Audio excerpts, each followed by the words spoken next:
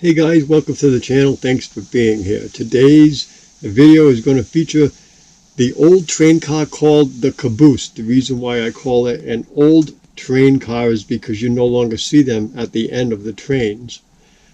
Back before modern communications and modern computers, they used to use that as a place to house a five-man crew, which used to consist of the engineer, which is the guy that actually ran the train.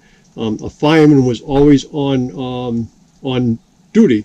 He helped the engineer and kept an eye on things and was in control of any kind of a fire. He also, in the steam train days, would shovel coal in for the engineer.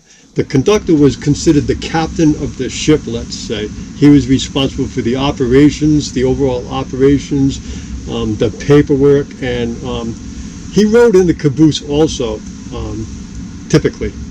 So we also had the front brakeman and the rear brakeman. They would pull on these large handles to slow the train down, and it was the only way to get the thing stopped before the invention of air brakes. So, you know, today the millennials don't even know what a caboose is because they've never seen one.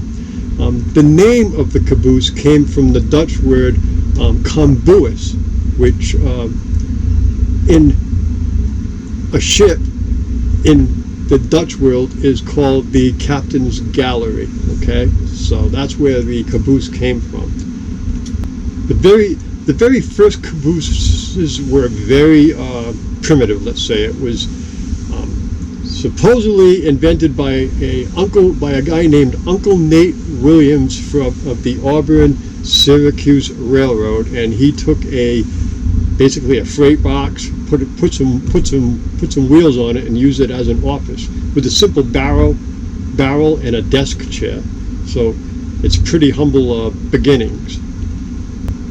In later years, you came up with what we recognized as the actual cupola caboose, which was made for a purpose. It had a sink, it had sleeping quarters, it had the cupola up top, which was invented for the conductor, who could sit up there and keep an eye on the whole train. It also had windows around the whole thing so that the crew could keep an eye on the whole side of the train.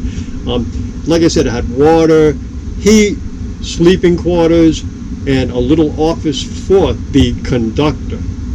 They also had a bobber caboose in the early days, which was just simply a simple thing made on like two wheels, which was kind of traced along the back. The cupola caboose was introduced in the 1860s and invented by T.B. Watson, and then it became pretty much a standard in the industry. Today, there is no such thing as a caboose on the back of the train, and that's because today men can. It's just a two-man deal, basically. It is the conductor and the locomotive engineer, and that's it. Everything else is done by computer. The engineer is responsible for moving the train, and the conductor is still responsible for the paperwork and the overall logistics and so forth and so on. But that's why they don't really need the cupola per se, because there is no rear brakeman, and there is no front brakeman, and there is no fireman on board. There's just the conductor and the locomotive engineer. So, anyways, I have seen many examples of the caboose in many different museums, and what sparked this particular video was we found one in a museum that was just actually in its original state. Nothing was changed. It had its wood stove, it had its office, it had the sleeping quarters, the cupola, the whole 9 yards, drinking water, everything. So we just found it so amazing to have one that was actually still in its original condition. So we hope you guys enjoy this. We hope you enjoyed a little bit of the history about the caboose, which is no longer in service. And we hope you enjoy. It's fully stocked. Obviously, it doesn't have all of the provisions, but it has everything intact that they had to use and sleep and conduct their business. And we hope you enjoy it, guys. It's a quick little video, and here we go.